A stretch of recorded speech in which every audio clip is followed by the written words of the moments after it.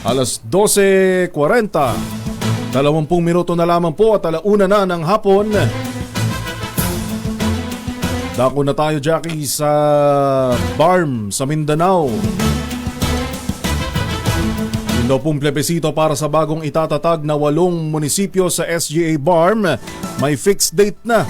Buong detalye, RH19, Jun de Makutak. Jun.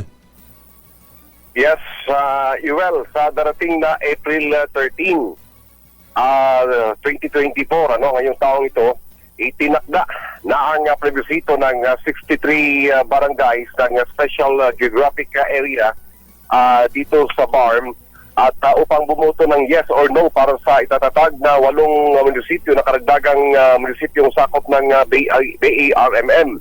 Pinapanayam ng DZRH, former North Cotabato Board member at ngayon Bangsamoro Transition Authority member, MP Muhammad Kelly Antao, sinabi handang-handa na ang COMELEC sa panguna nila Chairman Attorney George Erwin Garcia at Commissioner Perolino na nauna nang nagpatawag ng command conference ng Santa City upang mailatag ang kahandaan.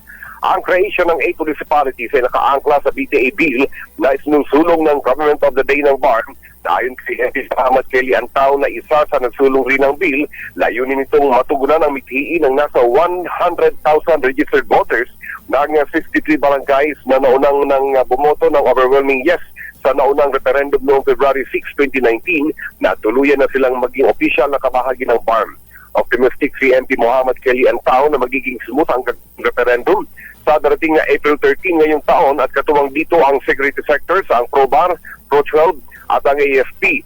Panawagan din ni BARM Chief Minister Alhaj Murad Ibrahim sa mga residente ng SGA na lumabas at makiisa sa plebisito at tumulong ping mapayapa isang araw na aktibidad.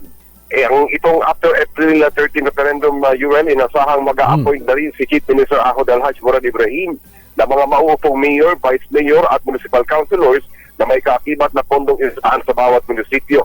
Narito ang pangalan na bagong 8 itatatag ng mga munisipyo wala sa 63 barangays sa Special Geographic Areas. Ito ay ang Pahamudin, Kadangayan, Napalawag, Tugunan, Ligawasan, Malidagaw, Old Kaabakan at Kapalawan. Samantala, UL, nakahanda rin ay sasagawang plebisito sa pagbuo ng 3 barangay sa Marawi City sa March 9, 2024. Matapos na nauna nang nakipagpulong ng COMELEC sa provincial government sa magitan ng city ordinance na probahan ng Marawi City Council, nakatakda na itatatag ang Barangay Sultan Carugon, Barangay Sultan Panuganan at Barangay Ayungaw na hatiin mula sa kanilang mother barangays.